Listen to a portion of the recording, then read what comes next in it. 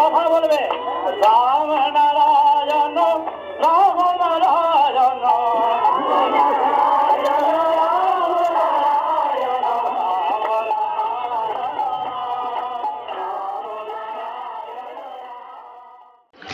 সতেরোই মার্চ 1980 সোমবার সন্তানদল বনহুগলি 2 নম্বর শাখার আয়োজিত ধর্মসভায় শ্রী শ্রী ঠাকুরের ভাষণ। স্থান বনহুগলি।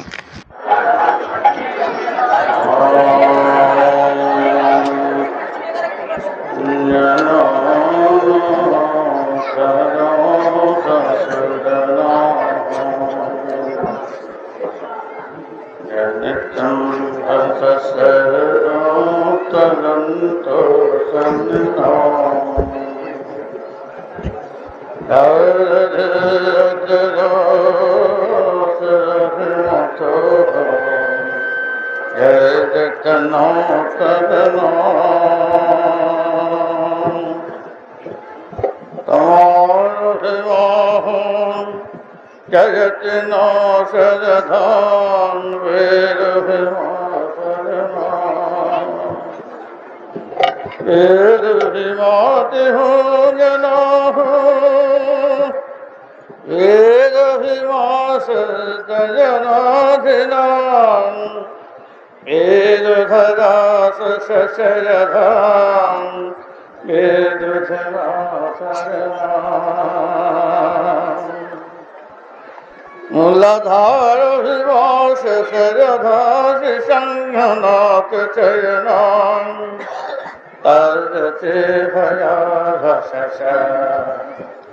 तमुधार विवास सरधास सन तरंगिनाथ चयनान तमुदेवरनान जन चरनान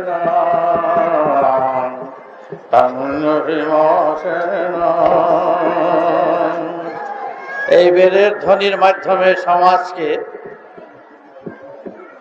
পবিত্র করে তুলেছিল এবং এই বেদের ধ্বনির মাধ্যমে সমাজের সব অভাব অভিযোগ দূর করেছিল একদিন, ঠিক বেদের যুগে। তখন এখনকার মতন এরকম অভাব অভিযোগ ছিল না, মারামারি কাটাকাটি দলাদলি সাম্প্রদায়িকতা হচ্ছিল না।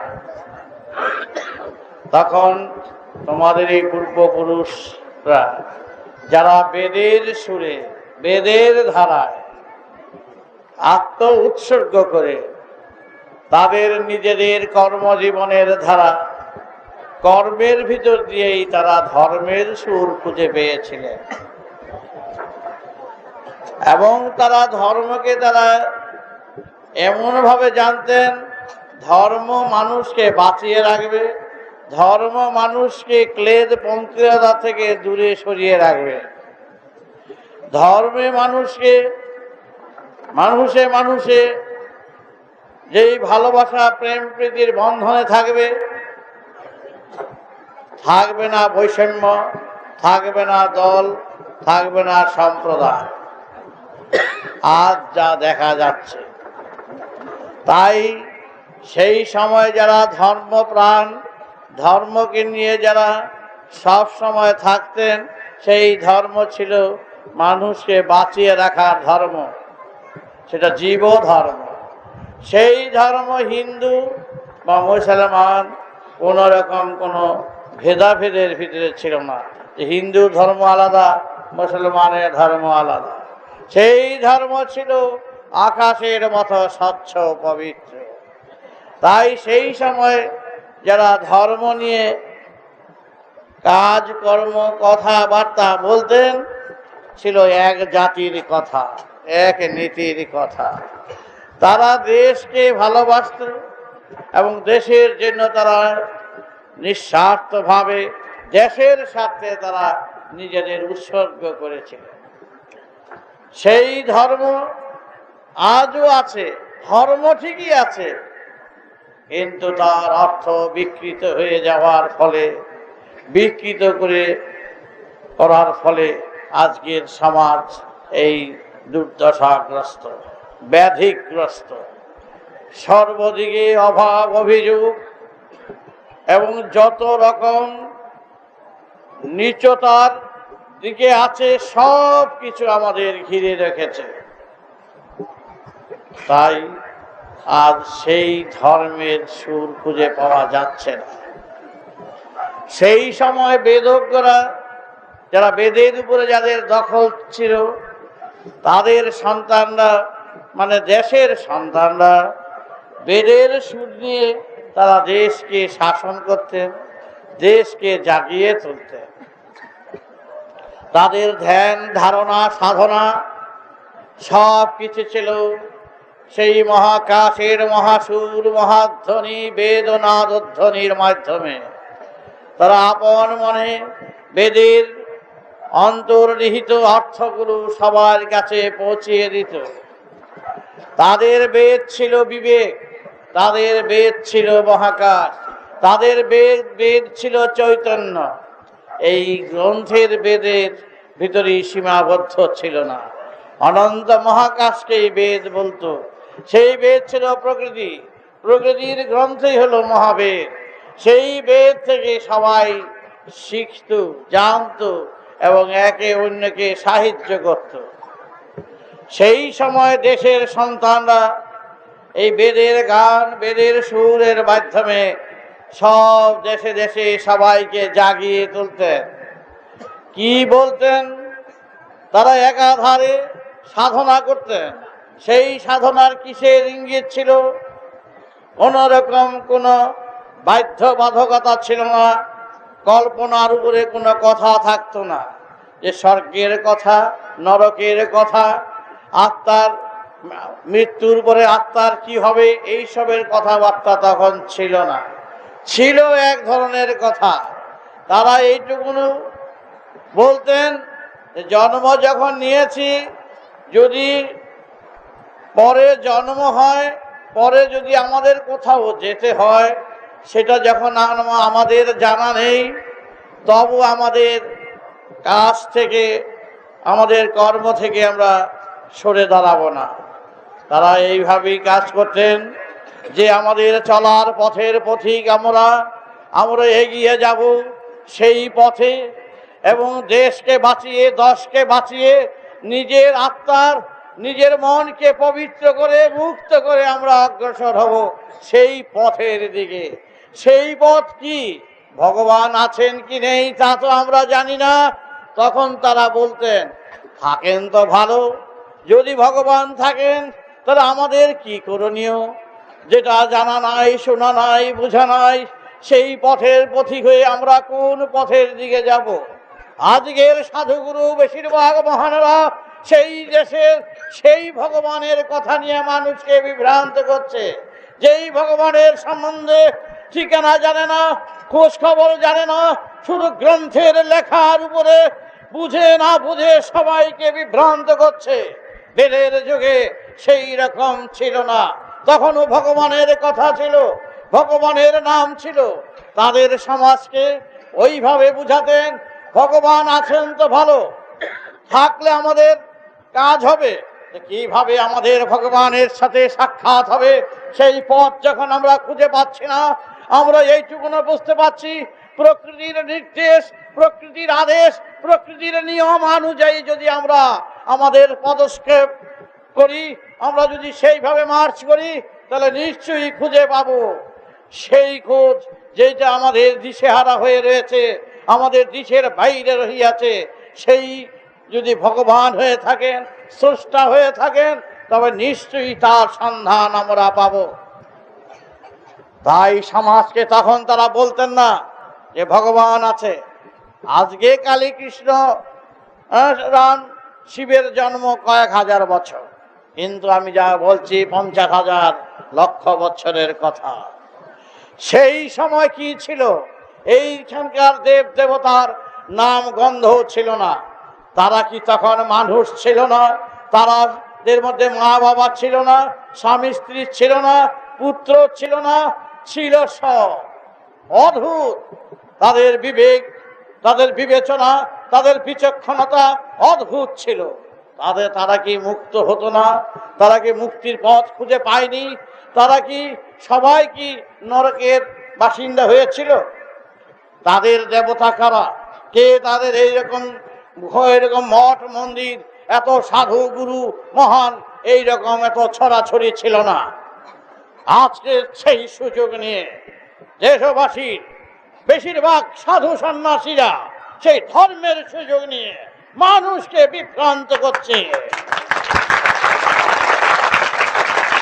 আমি আজ সেই গৌরের রক্ত নিয়ে আজ আপনাদের কাছে, তোমাদের কাছে উপস্থিত হয়েছি। এটা আমার অহংকারের কথা নয়, এটা আমার গৌরবের কথা। শ্রী গৌরাঙ্গ মহাপ্রভু যে ভবিষ্যৎবাণী করেছিলেন, তার মাতুল বিষ্ণুধর চক্রবর্তীর কাছে নাগার্জুন গ্রন্থে যাহা লিখিত আছে, সেই আমি হলাম তার সেই ত্রয়োদশ উত্তর পুরুষের শেষ অভাগা রক্ত। সুতরাং এই রক্তের অমর্যাদা করতে আমি মোটেই দ্বিধাহীন নই। এই রক্তের যাতে মর্যাদা রক্ষা হয়, তার বিধি ব্যবস্থা শুধু আমার হাতে নয়, আমার দেশবাসীর সব সন্তানদের হাতে নষ্ট করা হয়েছে। আমি এখানে গুরু বলতে আসি নাই, ভগবান বলতে আসি নাই, আমি এই সমস্ত মধ্যে আমি নাই। আমি সহজাত সেই বিশ্বের কর্মীরই একজন কর্মী হিসাবে আজ আমি এখানে এসে উপস্থিত হয়েছি। আমি শত শত সহস্র সভা করে আসছি। আমি কর্মী হিসাবে, ভগবান নাম নিয়ে নয়, অবতার হিসাবে নয়। আমি এখানকার সাধু গুরু শাস্ত্রে চাই না, আমি চাই বিশ্বের কর্মী হিসাবে আজ এগিয়ে আসতেছে। তাই মহাপ্রভু কে কত নির্যাতন, অপমান, লাঞ্ছনা, গঞ্জনা তাকে তো করেছেই, তার ভক্তেরও তার নিস্তার পায়নি। তাই শিশু বয়স থেকে আমার উপরে ঘরে সাপ ছেড়ে দেওয়া, নৌকা ফুটো করে দিয়ে পদ্মা নদীতে ভাসিয়ে দেওয়া, এবং আস্তে আস্তে মেয়ে লোকের কেস, ডাকাতির কেস, ছিনতাইয়ের কেস একটার পর একটা আমার উপর চাপিয়ে দিয়েছিল। আমি অবাধে যুদ্ধ করেছি বাংলার সরকার, ভারতের সরকারের সাথে। তোমরা যোজো, আমি লড়বো, হয় ফাঁসটা হয় খালা। কিন্তু মনে রেখো, এই প্রফুল্ল সেন যে আমার বিরুদ্ধে ষড়যন্ত্রের সাথে সহযোগিতা করেছিলেন, সেই প্রফুল্ল সেন আমার এই সুচ্চার বাটিতে গিয়ে 18 ফেব্রুয়ারি গিয়ে ক্ষমা চেয়ে আসছে। অন্যায় করেছি, ত্রুটি করেছি, বুঝেছি এক বিরাট ষড়যন্ত্র আপনার পিছনে লেগেছে। তখন সেনকে বললাম, নতুন কিছু নয় সেন মহাশয়, আমার রক্তে 500 বছর আগে তাকে নির্যাতন পোহাতে হয়েছিল, তিনি নির্যাতিত সমাজের কাছে, তাকে জলে ধাক্কা দিয়ে ফেলে দিয়েছিল মারবার জন্য। তার এই রক্ত, তার ব্যতিক্রম কি করে হবে বলো সেন মহাশয়? তাই ছড়ের বিরুদ্ধে লড়াই করে চলেছি। সমস্ত পত্রিকার মহলের সব সাংবাদিকদের জানিয়েছি, দোহাই ধর্ম আমার প্রশংসা লাগবে না, আমি চাই যত নিন্দা অপবাদ পত্রিকা ছড়িয়ে দাও, দেখবো আমার হিম্মত আছে কিনা, মাথা তুলে দাঁড়াতে পারে কিনা। আমি চ্যালেঞ্জ করেছি সমস্ত পত্রিকার সাথে, তারা যত বড় খাসি পারুক আমার অপবাদ ছড়া, কিন্তু যতই ছড়িয়েছে ততই আমার লক্ষ লক্ষ লোক আমার কাছে ঘিরে ধরেছে। আজ 3 কোটি 3.5 কোটির উপরে শিষ্য। আমি প্রসার বাড়াবার জন্য গুরুগিরি করতে আসি নাই, আমি ওই সমস্ত শয়তানদের কিভাবে দমন করতে হয় তার বিধি ব্যবস্থা করতে এসেছি। মনে রেখো কথা, এখানে ঘরের মাঠের বক্তৃতা নয় যে বিপ্লব শুধু মুখে মুখে আমার থাকবে না, আমার বিপ্লবের কথা থাকবো সমাজের প্রত্যক্ষ সংগ্রামের লাঠির মাধ্যমে। এবং সেটা শয়তানদের কিভাবে সহায়তা করতে হয় তা আমরা জানি। সেইভাবে আমরা প্রস্তুতি নিয়ে কাজ করব। গোপন কাজ আমার নাই, সহযোগকে সবাইকে জানিয়ে আমরা মাঠে নামবো। শয়তান না পেটালে এই মা বোনরা না খেয়ে মরছে দিনের পর দিন, কখনো হচ্ছে না। ধর্মের অঙ্গ, ধর্মের কথা বললাম, রাজনীতির কথা কেউ মনে করবে না, এটা আমার ধর্মে আছে। আমি বাহক হিসাবে প্রচারক হিসাবে আমি বললাম, আমি 5 বছর থেকে 7 বছর বয়স থেকে দীক্ষা দেওয়া শুরু করেছি। ভুলে যেও না, আমি সবাইকে চ্যালেঞ্জ করেছি। এটা আমার অহংকারের কথা নয়। ভারতবর্ষের ইতিহাসে খুঁজে বার করো দেখি যে 5 থেকে 7 বছর বয়স থেকে দীক্ষা দিতে কে শুরু করেছে। এবং আমি স্কুলের মাস্টার, হেডমাস্টার, তোমাদের এই সব সায়েন্টিস্ট, বোস, সত্যেন বোস থেকে আরম্ভ করে, মেঘনাথ আরম্ভ করে, এবং এমেন্দ্র থেকে আরম্ভ করে, মানবেন্দ্র থেকে আরম্ভ করে, ভারতবর্ষের যত বিশিষ্ট ব্যক্তি আমার কাছে এসে নোট দিয়েছে। এই কথাটা আমি নিজের কথা বললাম, এটা অহংকারের কথা কেউ মনে করবে না। আমি প্রত্যক্ষভাবে চলি, প্রত্যক্ষ কাজ করি। আমি বহু বদনাম আমার এসেছে, বহু সুনাম আমার হয়েছে। আমি চাই সমাজকে কিভাবে বাঁচাতে হয়। আজ ব্যাধিগ্রস্ত সমাজ, কারো বাপদাদার 14 পুরুষের সম্পত্তি নিয়ে বসে নাই, এইভাবে পকেট ভারী করে করে তারা চলছে। চলতে দেওয়া হবে না। একজন লোকই ভারতবর্ষে আসেনি, কত সাহিত্যিক, কবি, কত বড় বড় নেতা জন্ম নিয়েছেন। সুভাষ বোসকে 1939 হবে বলেছিলাম, বোস তুমি ওই সমস্ত ছেড়ে দাও, দুর্বল নীতি ছেড়ে দাও, লাঠি ধরো। এই 60,000 ইংরেজকে লাঠি মেরে 33 কোটি লোকের হাতে লাঠি ধরাও, মার দাও, তাছাড়ার উপায় নাই। ওই চিতার উবুত হইলে দেশ কখনো শান্তি হবে না। আমাদের দেশ, আমাদের মাটি ওই শয়তানদের পেটাও। তখন বলেছিলাম বোস, আজ থেকে 39 সেই সময়। সুতরাং বোস তখন বললেন, আমি কালকেও সেদিনও বললাম যে আমার কাকাকে দেখেছি মাঠের মধ্যে চিটিয়ে শুয়ে আছে। আমার তখন 11 বছর বয়স, বাজার থেকে আমি সাবুদানা কি নিয়ে যাচ্ছি, আমি দেখে দাঁড়িয়ে আছি। কাকা তোমার এই দুর্দশাকে, কাকার সাথে আরো 80 জন কাকা প্রায় শুয়ে আছে। এই কি রে বাবা, তোমরা এইভাবে শুয়ে আছো কেন? আমরা গ্রহ সপ্তম গ্রহ, কি গ্রহ মহ করলো, আমরা কোন গ্রহে ধরছে তোমাদের? বাচ্চা বয়স তো, কোন গ্রহে ধরেছে? আর কতক্ষণ পরে পরে কি জেনে দেয় মুখের মধ্যে জ্বর। আমরা ওগুলি কি আছি? কিসের জন্য চিত হইয়া শুয়ে আছো মাঠে, স্কুলের মাঠে? কিসের জন্য বলো? দাবি জানায়, লজ্জা করে না? তোমাদের দেশ, তোমাদের মাটি, বয়স কিন্তু 11 বছর। তোমাদের দেশ, তোমাদের মাটি, ইংরেজের পায়ের তলে পড়ে আছো। তার পা 400 পয়সা এইভাবে শুয়ে শুয়ে ওই বাঁশ দূর দেখতে পাচ্ছ কাকা? হ্যাঁ, 80টা বাঁশলো, 80টা বাঁশকে ইংরেজের মাথায় গিয়ে বাড়ি দিয়েছে বলেছি। তাইলে তোমার এই গ্রহ কাটবে, কোন গ্রহে ধরছে তোমাদের জানি না। রাহুটা শনি, পরিষ্কার হয়ে যাবে কাকা। হ্যাঁ, এই কথা তুমি বলো না, পুলিশে ধরবে। পুলিশ হলো আমাদের লোক। দেখো তো আমরা কত খারাপ, কত হীন প্রকৃতি। আমাদের লোক দিয়ে আমাদের মারছে, আমাদের লোক দিয়ে আমাদের ধরাচ্ছে। রায় বাহাদুর আর খান বাহাদুর উপাধি দিয়া, হ্যাঁ, ব্রিটিশ কিভাবে দেখো লোক দেখে আমাদের রুটি দিয়ে দিয়া এলসিসিয়ান ডগের মতন নিয়ে চলছে আমাদের।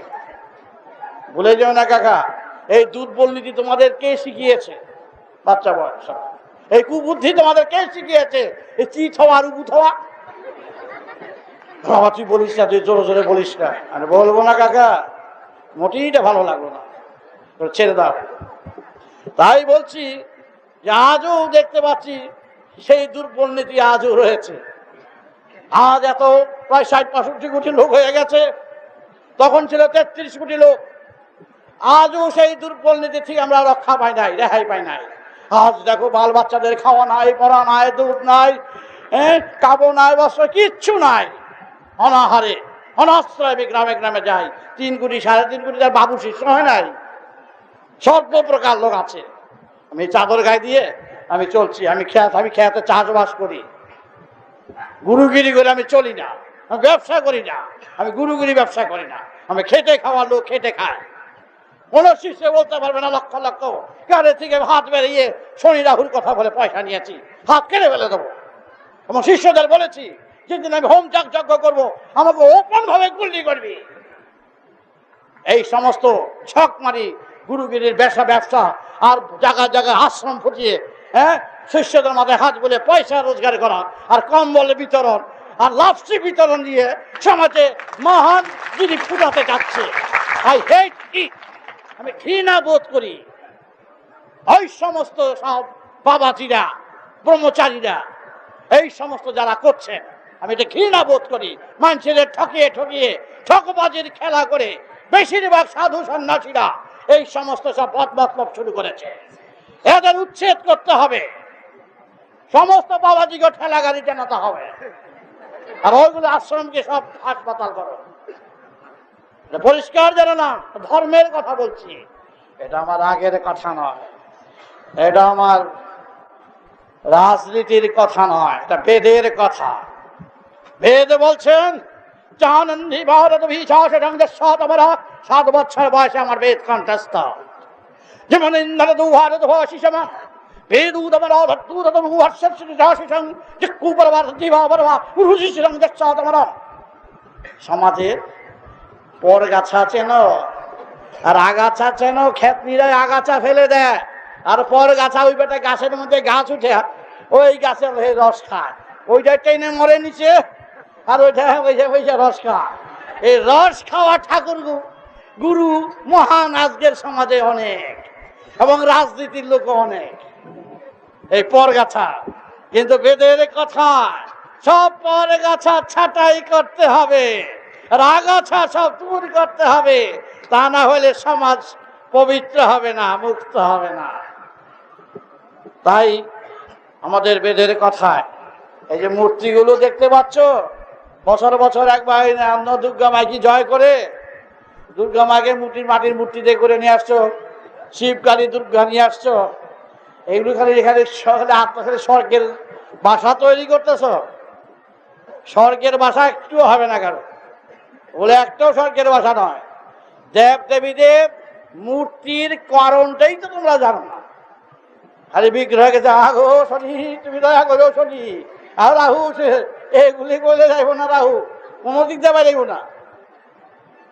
সুতরাং ওই যে পার্বতীর হাতে ত্রিশূল, শিবের হাতে ত্রিশূল, ঢাল তরোয়াল পার্বতীর হাতে, এগুলো বেদের ধারায়, বেদের অর্থে এই সমাজকে শাসন কিভাবে করতে হবে সমাজের সবাইকে সচেতন করে দিল। মূর্তি হচ্ছে আমাদের মানচিত্র। স্কুলে তো পড়েছ অনেকে, মানচিত্র দেওয়ালের মধ্যে থাকে, এই দেখো হিমালয় উত্তরে, দক্ষিণে মহাসাগর, এই আর এই খালি করলাম সারা এই মানচিত্রের মধ্যে সারা পৃথিবী খালি এমন করে ঘুরছি।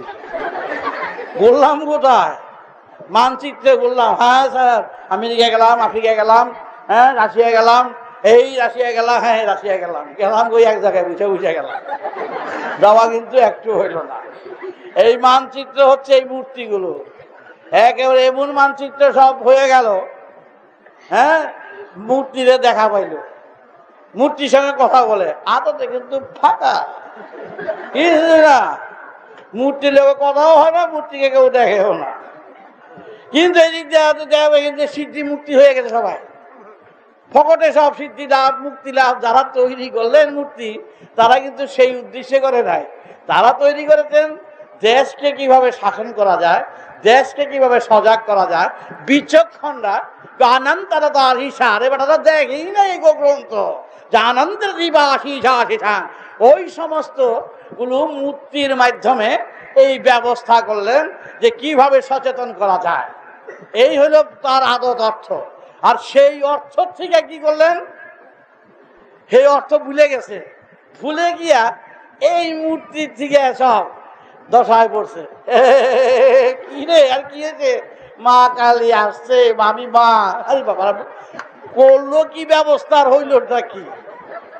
তখন যারা বিচক্ষণরা বেদজ্ঞরা যখন এটা সৃষ্টি করলেন এই অর্থটা, জানাতি শাসি যারা দিভারা, লক্ষ বছর থেকে কথা বলছি, জীবানন্দিবার উভাদি ভিশাসি সমাম বেদ উবর ভারত ভিশাসি সমাম বেদু শাসি সংযৎসাতবা বিধানন্দির রাশি সমাম, যারা বিচক্ষণরা তৈরি করলেন। এই রবীন্দ্রনাথ ঠাকুর এই একটা পদাবলী, ভানু সিংহের পদাবলী, ভানু সিংহ নাম দিয়ে একটা পদাবলী করলেন, ভানু সিংহের পদাবলী। রবীন্দ্রনাথ নিজে দেখলেন অন্য শব্দ নামে। এইদিকে ভানু সিংহকে সব ছাত্ররা সব রিসার্চ করতে শুরু করছে। এই ভানুসিংহ 1000 বছর আগের কবি, তিনি একজন বিচক্ষণ ছিলেন, তিনি হ্যান ছিলেন ত্যান ছিলেন, এইটা পেশ করে ডক্টরেট হয়ে গেছে গিয়া। তার পত্রিকা বেরিয়ে গেছে ভানুসিংহের পদাবলীর উপরে অমুক চন্দ্র ডক্টরেট হয়ে পিএইচডি হয়ে গেছে। তারপর রবীন্দ্রনাথ কয় তোবা তোবা, এটা ভানুসিংহ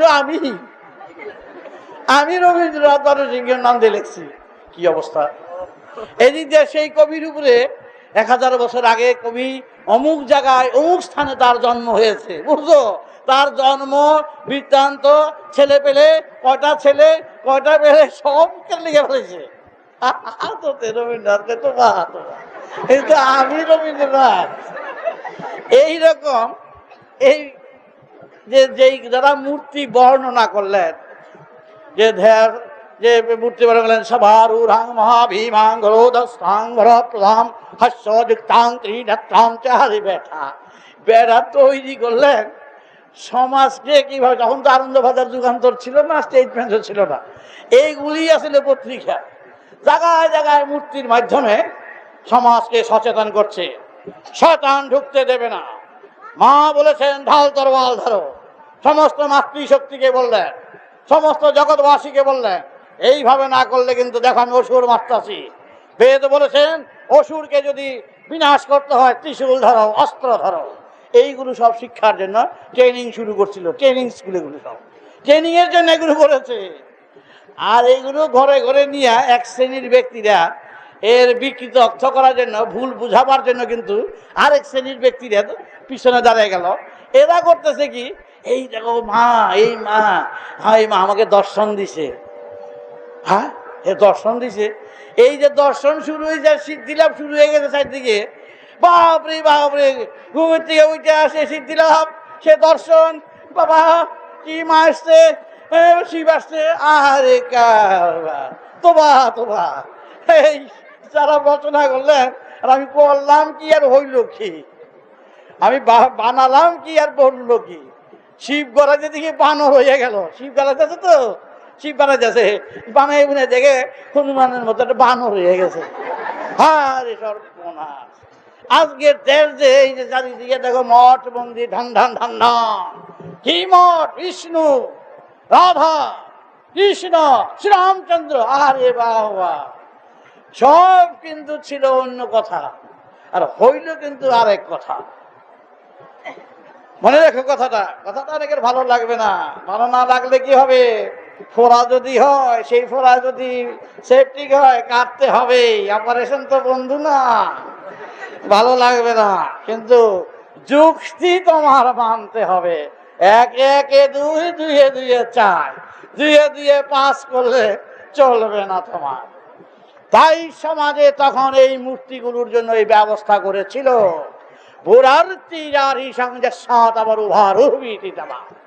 তারপরে কি করলেন, এই মূর্তির মাধ্যমে সমাজকে শিক্ষা দিতে শুরু করলেন। বলছে তোমরা ঘরে ঘরে এই মানচিত্র রাখবা। মূর্তিতে বলতো মানচিত্র, এই মানচিত্র রেখে তোমরা শিখবা, তোমরা জানবা, তোমরা সবাইকে বুঝাবে যে বেদের আদি অর্থ কি, প্রকৃতির অর্থ কি।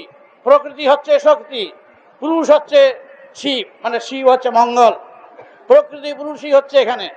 এইভাবে বুঝিয়ে বুঝিয়ে সমাজকে তৈরি করলেন। তাই একটা শয়তান কেউ ঢুকতে পারতো না।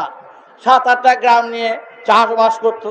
সেই চাষবাসের সমস্ত শস্য এক জায়গায় রাখতো, যার যার প্রয়োজন নিত। কেউ যদি 1 মুঠো চাল রাখতো গোপনে, তারা চৈত্র মাসে ঠাটা রৌদ্রে হাত পা বেঁধে ফেলে রেখে দিত, অথবা পাহাড় থেকে ছেড়ে দিত। বুঝো 1 মুঠো চাল। আর আমরা চিন্তা করা হল কোথায় আছি, আমরা কত শয়তান হয়েছি এখন বুঝো।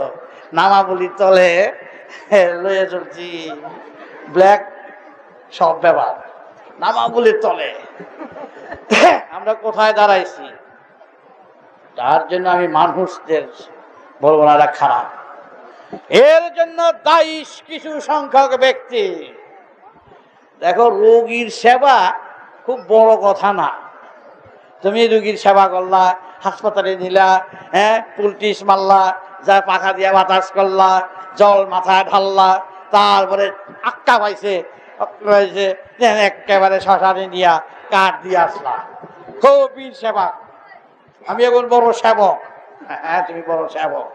এই সেবা খুব কম দামের, খুব সস্তা সেবা। বলছে কেন? বলছে এই যে রুগী, তুমি যে একটা রুগীর পর রুগী হাসপাতালে আনতেছ, তোমার তো কামের মধ্যে কাজ দেখতে পাচ্ছি, হাসপাতালে রুগী আনা। আরে রোগটাকে বন্ধ করো। এই রোগের মূল উৎপত্তির কারণ কোথায় সেটা আগে বন্ধ করো, তবে হবে সত্যিকারের সেবা। তবে দেশবাসী বেঁচে যাবে, ওই রোগ আর ঢুকতে পারবে না। সেই রকম আজকের যে সমাজের যে এত অভাব, কিরকম অভাব! আরে আমাদের আমলে আমরা দুধ খেয়েছি 3.5 পয়সা 3 পয়সা, যখন আমি কুমিল্লাতে ছিলাম। 3 টাকা 3.5 টাকা চালের মন। স্বপ্ন লাগবে তোমাদের কাছে। 3 টাকা 3.5 টাকা 3.5 টাকা চালের মন, পরশুন চাল ছিল সেখানে। আর 3 পয়সা 3.5 পয়সা ছিল দুধের সের। আর সেই আমলে আজকে দেখো দুধের সের 3 টাকা, আর চালের কেজি প্রায় 3 টাকা। চিন্তা করে দেখো তো এই যে ব্যবস্থাটা কিসের জন্য হলো? লোক বাড়ছে, আবার জমিও বাড়ছে, সেই জমিতে আবার ফসলও বাড়ছে। কিন্তু এক শ্রেণীর ব্যক্তিরা এমন ভাবে সুস্থে শুরু করেছে ব্যবসার জন্য, তারা রক্ত টানা ব্যবসা করছে। ওই তারাই হলো মূল কারণ। ওই শোষকের বিরুদ্ধে, রাজনীতিতে বলে না শোষণের বিরুদ্ধে চলো, এই শোষক কথাটা শুধু তাদের নতুন কথা নয়, এটা আমাদের লক্ষ বছরের কথা।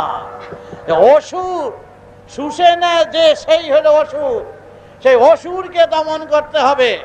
এবং ওই মূল কারণ, অভাবের মূল কারণ এর মূলে এর বীজ দাঁতগুলো উচ্ছেদ করতে হবে, শয়তানগুলো বিনাশ করতে হবে। এটা পরিষ্কার কথা। এইভাবে অভাব, আমরা রাজনীতি করতে চাই না, গতি চাই না। আমাদের সমাজে দেশের মা বোনের মুখের গ্রাস যারা কেড়ে নিচ্ছে, তাদের চূড়ান্ত ভাবে কিভাবে সাহায্য করতে হয় তার ব্যবস্থা তোমাদের করতে হবে, আমাদের করতে হবে। আজ আমরা চরম পর্যায়ে দাঁড়িয়ে গেছি, বিহিত নাই, ব্যবস্থা নাই। তোমরা নিজেরা চিন্তা করে দেখো, ফুটপাতে বসছে, প্ল্যাটফর্মে মরে যাচ্ছে, রাস্তায় ঘাটে ভিক্ষা দাও মা। আর আমাদের দেশের সব বই দেখছে বাবাজিরা গেরুয়া বলে ভিক্ষা দাও মা, ভিক্ষা দাও মা। আর ওনার লাঠি আছে না? এই সমস্ত ভিক্ষাবৃত্তি কেন? ওই সমস্ত দরকার নাই আমাদের সমাজে ভিক্ষুক তৈরি করা। দারিদ্র তো থাকতে পারবে না, কেন থাকবে? যত রকম নচ্ছারের কাজ আমাদের ভিতরে চলছে, এগুলো পরিষ্কার করো, ছাঁটাই করো। বেদ বলেছেন, যদি অপরাধ ছেড়ে যদি অপরাধীদের শাস্তি না করো, সেই অপরাধীর দণ্ডে তোমরা দণ্ডিত।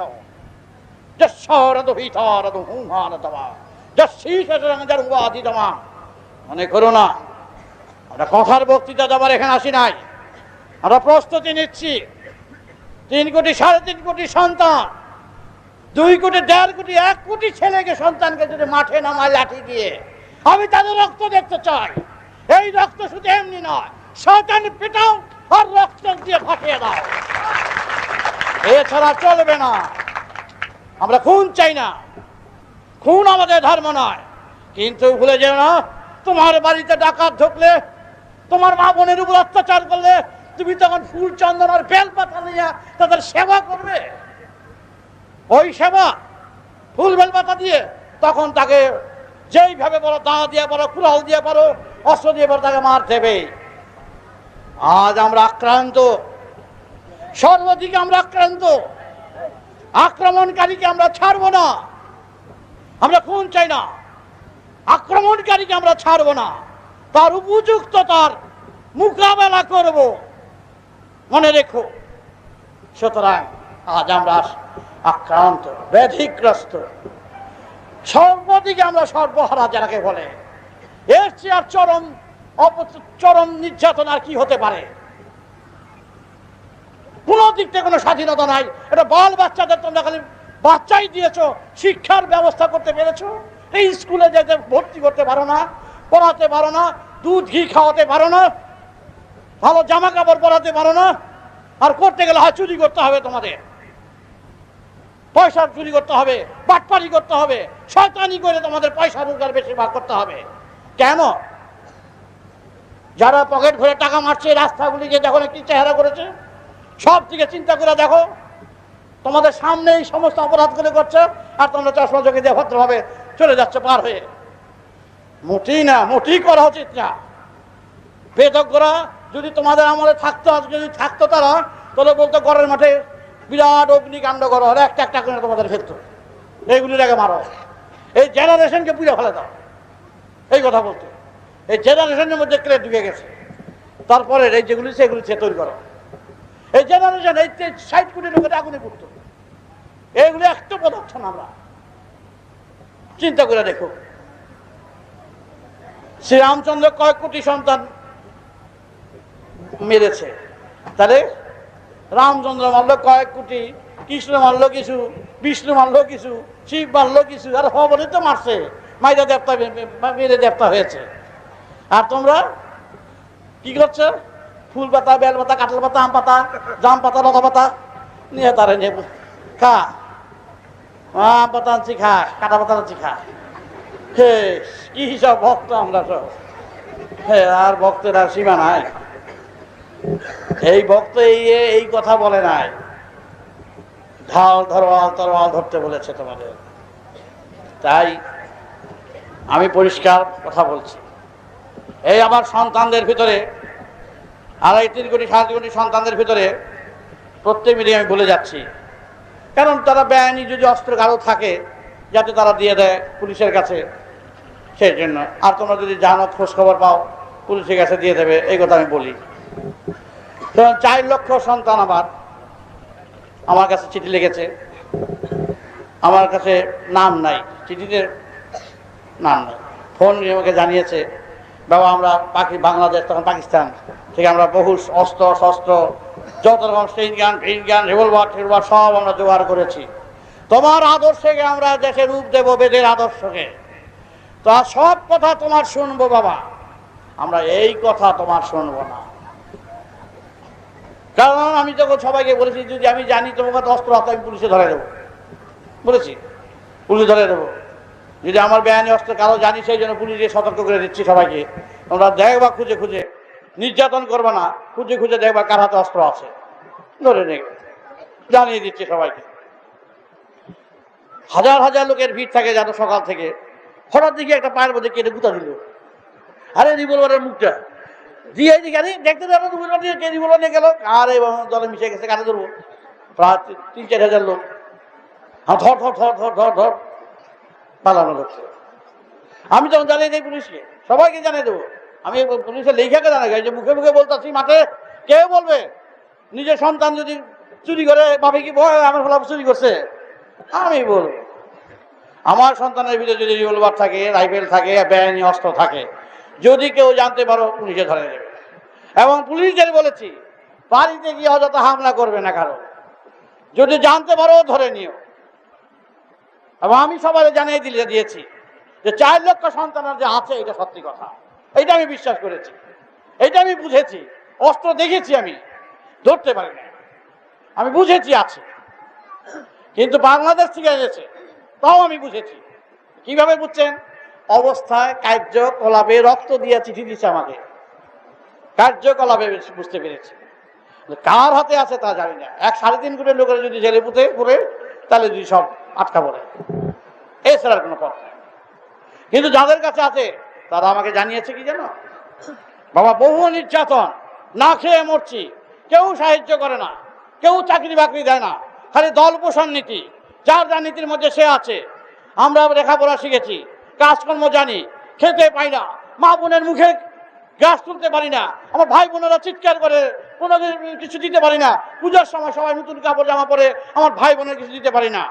এইভাবে দিনের পর দিন বাবা নির্যাতিত হয়ে যাচ্ছি। আজ আমরা অস্ত্র পেয়েছি, এর সুরাহা করব, বুলেটের মাধ্যমে মোকাবেলা করব। শয়তান কিভাবে দমন করতে হয় আমরা জানি। কারো খুন করবো না বাবা, খুন আমরা চাই না, তোমার আদর্শ আমরা পালবো, রাজনীতি চাবো না, গদি নেব না, কিন্তু দেশের সন্তান ব্যক্তিগত আক্রোশ কারো উপরে মিটাবো না বাবা। আমাকে চিঠি দিয়ে জানিয়েছে। কিন্তু কিভাবে শয়তান পিটাতে হয় বাবা। আমরা 4 লক্ষ সন্তান আমরা একত্র হয়েছি এবং একত্র আমরা মরবো, এমনি মরবো না। শয়তানি যারা করবে, রাজনীতির তরফ থেকে যদি দেখি কোনো রাজনীতি, কোনো ধর্মনীতি যদি তারা দল করছে, দলাদলি করছে, ইচ্ছা মতন তারা সরকার পেয়ে যদি তারা নিজেদের দল ভারী করবার চেষ্টা করছে, আমরা কাউকে বাবা ছাড়বো না। পরিষ্কার তারা জানিয়ে দিয়েছে আমাকে, এই কথা তোমার শুনবো না। কিন্তু আমরা 4 লক্ষ লোক মৃত্যুকে বরণ করছি বাবা, মরবো একদিন, একদিনই মরবো, এমনি মরবো না।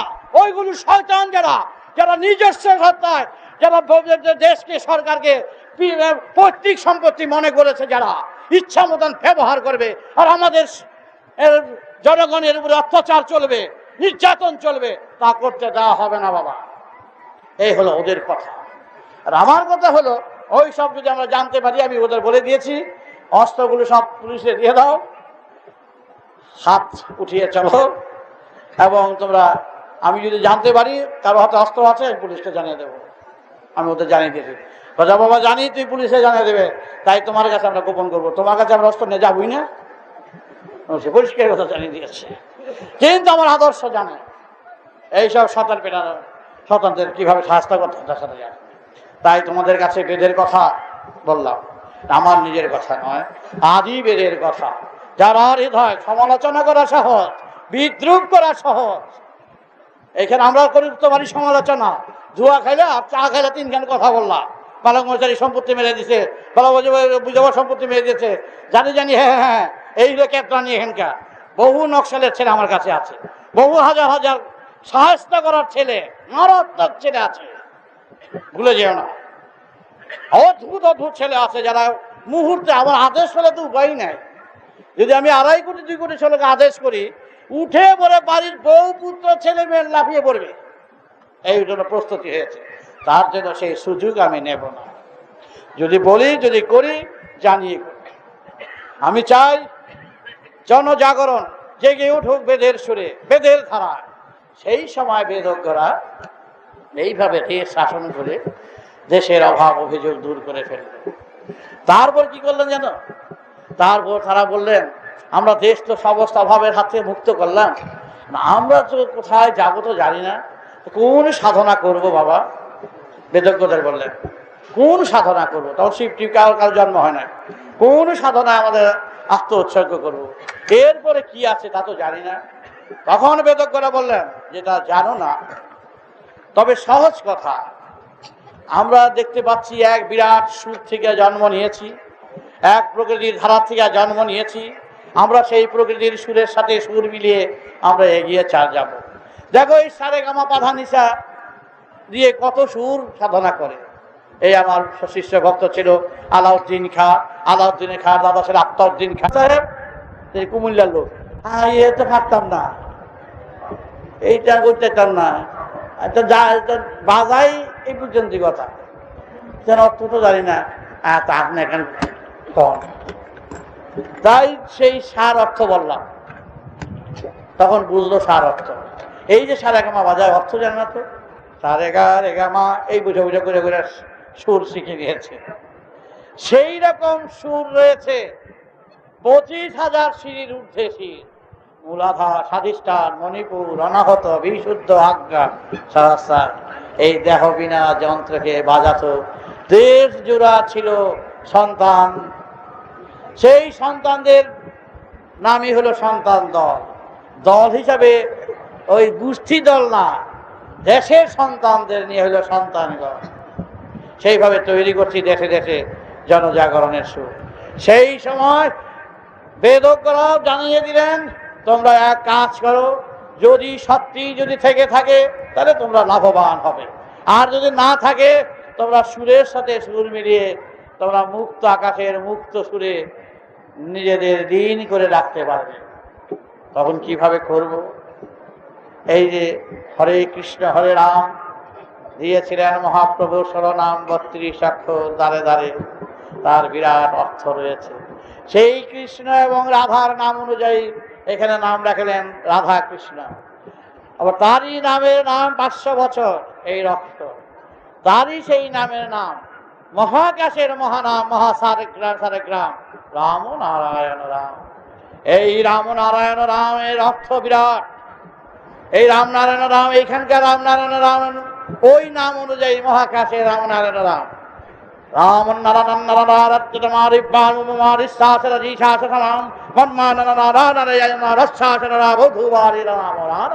রাম বিরাট অর্থ। সমাজকে মুক্ত করো, পবিত্র করো, নিজে পবিত্র হও, ভিতরের অসুর দমন করো, বাইরের অসুর দমন করো। রাম নামা নারায়ণ রত্তরিয়া মাকুয়া বানা তারা উহা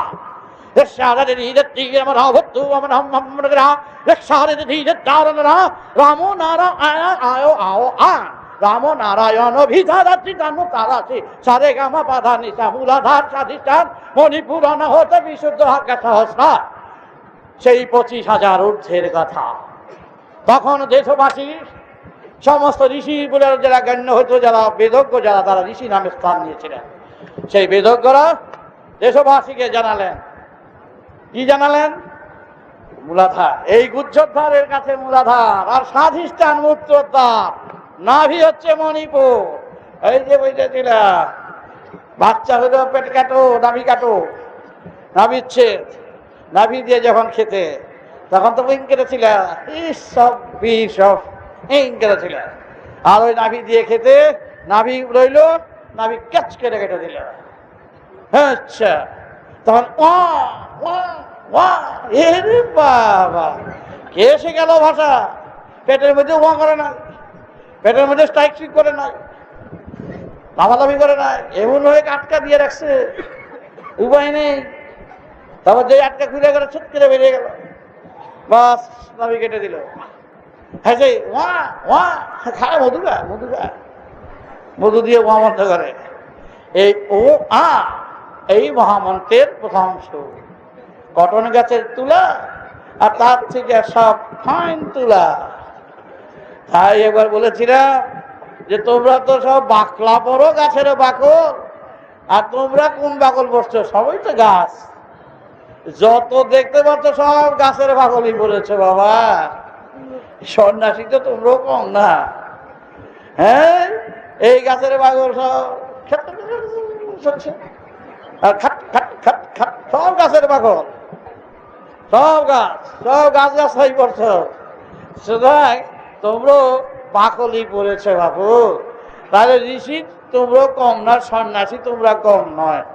তোমরা কি আমরা সন্ন্যাসী? যাদের মৃত্যু আছে তারাই সন্ন্যাসী, বোঝো। তাহলে তোমরা কিন্তু কেউ ভোগ করতে এখানে আসো নাই। তাইলে এই যে মানুষ বলে সব, এখানে যে মহাপুরুষরা বলে না, এখানে ভোগ, সররিপু, কাম কাঞ্চন, লোভ লালসা, আর এই যন্ত্রণা, আর এইগুলো চিরকালই থাকবে। এই লোভ লালসা, কাম কাঞ্চন কেউ বর্জন করতে পারে না। মনে রেখো কথাগুলো, বাচ্চা বয়সের কথা। যারা সাঙ্গা ভাব অত ভাষি সাবাম, লম্বল কম্বলের যদি লোম বাঁচতে যাও, কতগুলি লোম একাত্র হবে, কম্বল আর থাকবো না। কম্বলটাই লোম দিয়ে তৈরি, সমস্ত কম্বলটাই লোমের। আর যদি একটা একটা করে লোম বাঁচো, দেখবো যে এতগুলি লোম হয়ে আসলো, আর বাঁচার কিছু হইল না। সুতরাং কাম কাঞ্চন যদি বাঁচতে যাও, আর লেংটি করতে যাও, কপিনি করতে যাও, হ্যাঁ, আর দেখাও আমি বাবাজি ব্রহ্মচারী, আমার কিচ্ছু কাম নাই, তাহলে বলবা যদি সবচেয়ে যদি কেউ মিথ্যাবাদী থাকে, সে একজন। মনে রেখো কথাটা, ইতিহাসের পাতা বলতে চলবে না, যা বলছি মনে রেখো, বিজ্ঞানের কথা বলছি। সুতরাং কেউ কাম ত্যাগ করতে পারে না। কাম বলতে গেলে শুধু মূত্রোদ্ধারই কাম নয়। এই যে ফুলটা দেখতে পাচ্ছ, এইটা কাম, ভালো লাগাটাই কাম। সত্যেন বোস সায়েন্টিস্ট লম্বাইয়া দন্না দিয়া বইয়া লিখতো আমার কাছে, আমাকে বলো বাবা কামটা, কাম সম্বন্ধে বলো। আমার বলতো কামটা কি? আমি বললাম, বোস তুমি বিজ্ঞানী, বড় বৈজ্ঞানিক, কাম সর্বত্র বিদ্যমান। কিভাবে কাম বিদ্যমান? এই যে চোখে দেখে তৃপ্তি, এটা কাম। তৃপ্তি লাগাটাই কাম, ভালো লাগাটাই কাম। বাস লিঙ্গ তো বউসকে বললাম এক মূত্রদ্বারই তোমার লিঙ্গ। লিঙ্গ কিন্তু চক্ষু একটা লিঙ্গ। এই আবার আরেক লিঙ্গের কথা শুনে যাও। এইটা একটা লিঙ্গ, এইটা একটা লিঙ্গ, এইটা লিঙ্গ, এইটা লিঙ্গ। যাহার মধ্যে সাধবোধ আছে সেটাই লিঙ্গ। আচ্ছা, মা বোনদের কাছে লজ্জা ত্যাগ করে বলছি, লজ্জা নাই রে মা। এ চোখে দেখাটা এটা কাম, এটা লিঙ্গ। হ্যাঁ, এক জায়গায় মূত্রদ্বারী লিঙ্গ নয়। এইটারও যা তৃপ্তি, এইটার একই তৃপ্তি। এইটা দেখা যে ভালো লাগা যা তৃপ্তি, এইটার একই তৃপ্তি। কানে শুনে যে তৃপ্তি, একই তৃপ্তি। সুতরাং এই কথা বললে চলবে না আমি কাম একেবারে কপিন বইরা করছি আর এইগুলো সব ঠিক আছে, হে তাহলে সকলই ঠিক আছে। আর সাধু বনতে গেলে বুঝি সব মূত্রদ্বারের লিঙ্গে গিয়ে সাধু ঠিকছে। সব সাধু বাবারা ভারতবর্ষের সাধু বেশিরভাগ লিঙ্গের আগায় সাধু। সাগুস মাসের ব্যাত মাইরা সাধু, ওই সমস্ত বেশিরভাগ সাধুদের সাহায্য করা উচিত। মনে রেখো কথাটা, কোন দুঃখে বলছি। যেই সাধু লিঙ্গের আগে ঠিকই রয়েছে এটা সাধু না, শয়তান। আজকের সমাজে যারা বলে যে কাম ত্যাগ করেছি, কাম বর্জন করেছি, আমার মাথা তার পর ফেলবো যদি বলতে পারে, তার প্রমাণ দেয়। আমি গদির ঠাকুর হয়ে আসিনি, আমি শিশু বয়সের বাচ্চা। প্রকৃতির সুর নিয়ে আমি এসেছি। বেসুরে যারা চলছে তাদের সহায়তা করতে। সুতরাং কাম যারা বলছে বর্জন করছে তাদের দুই হাত দিয়ে বলবা মিথ্যাবাদীর একটা চরম। কাম বর্জন হয় না। আগে তো বলছি চোখে দেখে যদি তৃপ্তি হয় কাম হয়ে গেল, কানে শুনে তৃপ্তি কাম, জিভায় স্বাদ কাম, হ্যাঁ চর্মের স্পর্শ কাম, এই যে মেসেজ কাম। তাহলে এইগুলি তোমার এই কাম লিঙ্গগুলি ঠিক আছে। আর মূত্রদ্বারের বেলায় বুঝি বাবাজি শান্তে চাও। আমি চাই না নিচের দিকে তাকাই হাঁটি, নিচের দিকে তাকাই হাঁটলে কি মাথা দিয়ে চুপ পেরে যায়। কেউ কেউ নিচের দিকে তাকায় না।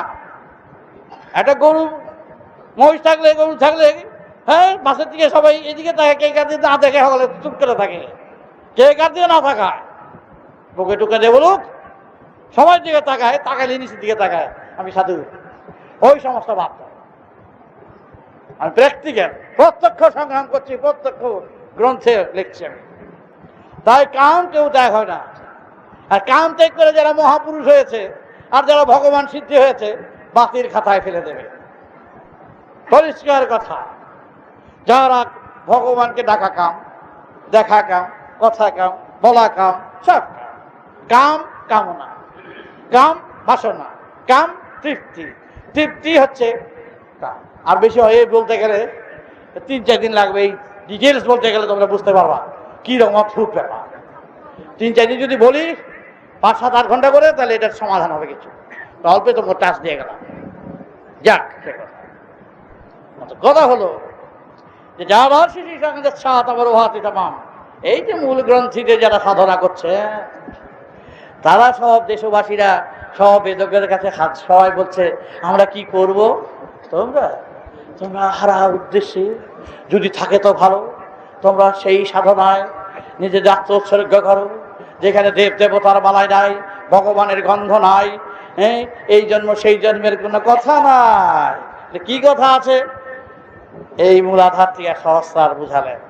তার কি বললেন? মূলাধার অভিমাসারধান, মূল বীজ থেকে গাছে পুঁতিলে, মাটিতে পুঁতিলে বীজ, সেই বীজ মাথায় উঠিল, আবার ফুলে ফলে সেই বীজ আবার বার হলো। তমরাসি সংঘনাথ সারাম দারতীত তমহো জাতমাভিসারাম। আর বুঝাতে গেলে সময় চলে যাবে। স্বাধিষ্ঠান তৃপ্তি, যেখানে সৃষ্টির বর সৃষ্টি হয়ে যাচ্ছে, এক একজনে পিতার অথি শাসাং। তোমরা মনে করো যে একজন মানুষকে খুন করলে বুঝি খুনই হয়ে গেল, আর এক একজন খুন সব হাজার হাজার খুন করে বসে রয়েছে। একজন দুইজন না, কয়েক লাখ একজনে খুন করেছ। বাবা বীর্য পাত বানা সাদা তিসা সেখানে যে সাত আমারা হাজার হাজার মানুষ এক মানুষের ভেতরে, সেই মানুষগুলিকে হত্যা করেছো ইচ্ছায় অনিচ্ছায় সঙ্গমে চিন্তা। লক্ষ লক্ষ মানুষ পাত হয়ে গেছে মাটিতে নর্দমায়, তার এক একজনে বড় বড় বীর সাধক হতো এখানে। আজ একজনে বকা দিলে গায়ে লাগে, আর হাজার হাজার সন্তানকে নিপাত করেছ, ভুলে যেও না। জানাতীতং জড়োভিষা শরাধাসি শরণং মূলাধার সাধিষ্ঠান জনহিতং জড়োভিব সরভি সমনাসিতরাম নমনভীতং সঙ্গীভাব পর। এক একটা জায়গার একটা অর্থ আছে, অনেক সময় লাগবে। আমার শরীর অসুস্থ, সারাদিন আমার 8,000 10,000 লোক প্রতিদিন আসে দেখা করতে। সকালে 6টায় বসি, রাত্র 9:30 পৌনে 10টায় উঠি।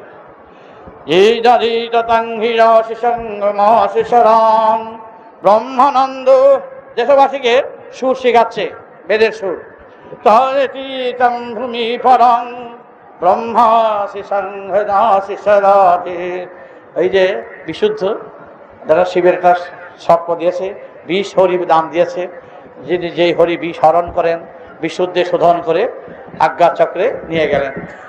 তানন্দিতা পরধীশ সিংহনাথ তরাম ব্রহ্মাশি সংঘুচাশি শরধীত তরাম আজ্ঞা চক্র মহাভীত তরাধীশরধাম। এই আজ্ঞা চক্র চন্দ্র আর সূর্য যেরকম, সূর্যের আলো, চন্দ্র সূর্যের আলোকে আলোকিত, তাই এই আজ্ঞা চক্র যে দ্বিদল, ত্রিনয়ন, তিনটা নয়ন দেখছো না ছবির মধ্যে, ত্রিধারার গঙ্গা যমুনা ব্রহ্মপুত্র নাম দিয়েছে। ইরা পিঙ্গলা সুষমনা ভীতাং জনভীতা শিশাং ইরা পিঙ্গলা বাদং জনদম। এই যে আশ্রম ঘরে বিষ্ণু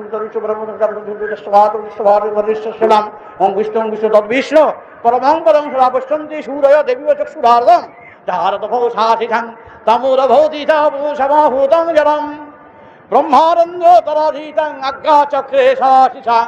সমস্ত বিশ্বের সমস্ত সূর্য তেজ এইখানে আলোকিত করেছে, এবং এই আলোকে আলোকিত করে তোমার বুদ্ধি বৃত্তি চিন্তাধারার যেই কনসেপশন, মানে কনসেপশন হয় এখানে ইংরেজিতে, আরে কনসেপশন হয় যেটা বিবেচনা করে যেটা বোঝা যায় জানা যায়, সেই জানাথি শশাং জলধীথা ব্রহ্মানন্দ সরসিসাং জন তারই মূল সুর মূল মন্ত্র দান করছি। আমি খেতি, আমি চাষি, আমি দেবতা বনতে আসি নাই, আমি খেতি হয়ে হাজার হাজার সন্তান মাইল খানি লম্বা যে মানুষ দীক্ষা নেয়, যেখানে টাকা লাগে না, কুড়ি লাগে না, পয়সা লাগে না, টিন লাগে না, ক্ষণ লাগে না।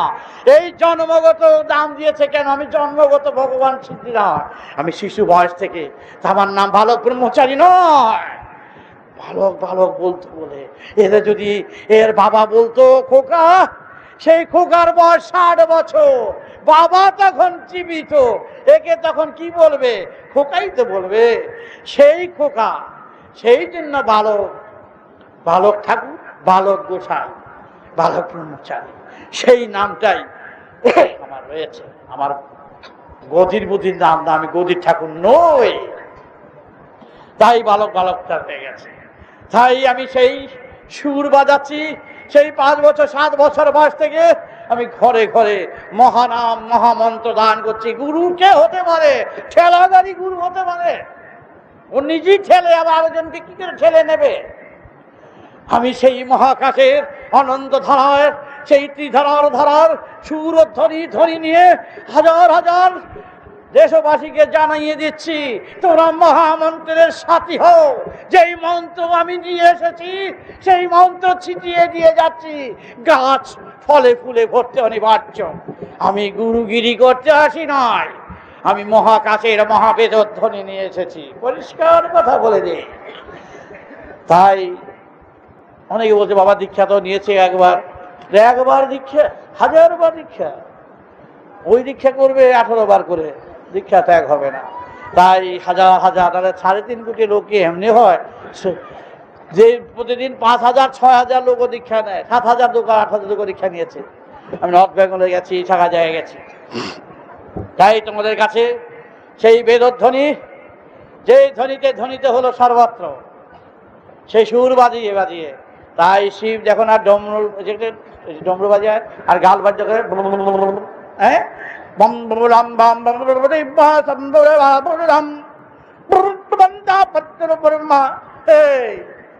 হাসি আছে, হ্যাঁ, বড় অর্থ।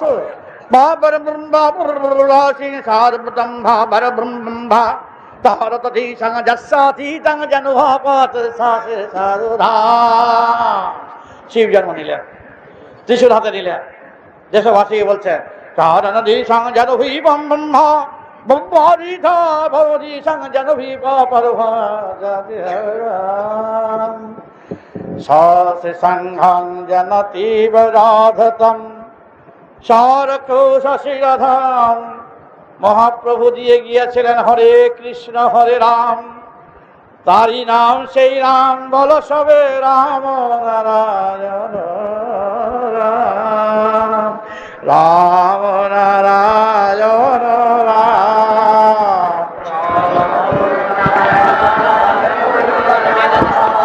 ত্রিশূল হাতে নিয়ে শিব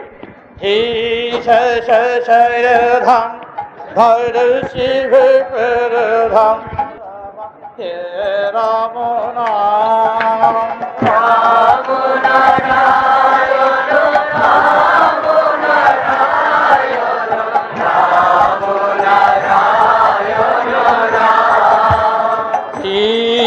শেষের ধাম আজ্ঞা চক্রে ভৈর ধাম, সহস্রে ভৈর ধাম হে রাম নাম।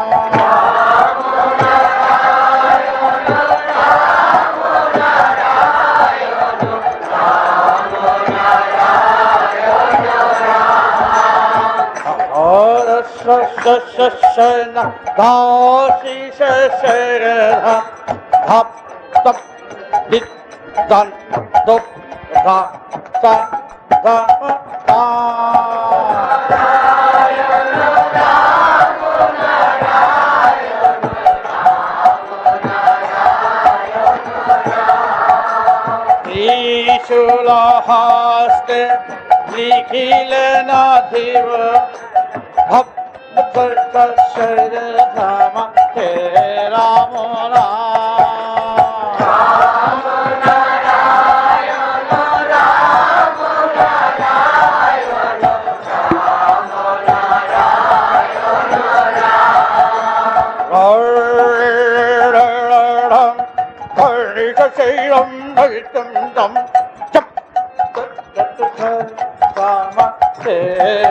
রাম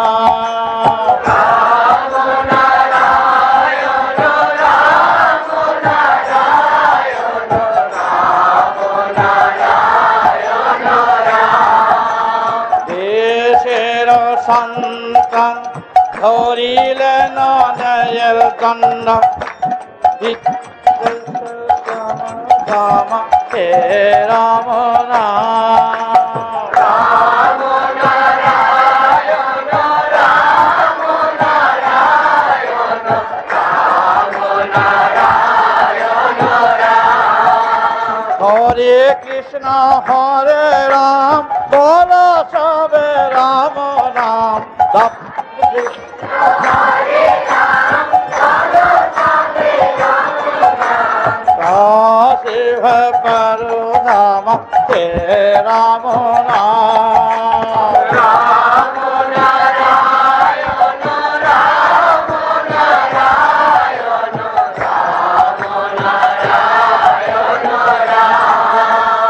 1938 39 এই রামনারায়ণের ব্যাখ্যা সুভাষ বোসকে জানালাম এবং তা আমার বেদের ব্যাখ্যা শুনে তিনি অভিভূত হয়ে গিয়েছিলেন এবং তিনি বলেছেন আপনি একটা সেনাবাহিনী তৈরি করুন। আপনার সন্তান, আমার সন্তানরাই তখন ওখানকার মিটিংটা কন্ট্রোল করেছিলেন সুভাষ বোসের সময়, ঢাকা সদরঘাট বিরাট মিটিং হয়েছিল এবং রঘুবাবু জমিদার সেই তাদের সঙ্গে সংযুক্ত হয়েছিলেন এবং সেই তা নিয়ে দেখো আমার জীবনে সূর্য সেন, মুকুন্দ দাস আর সুভাষ বোস।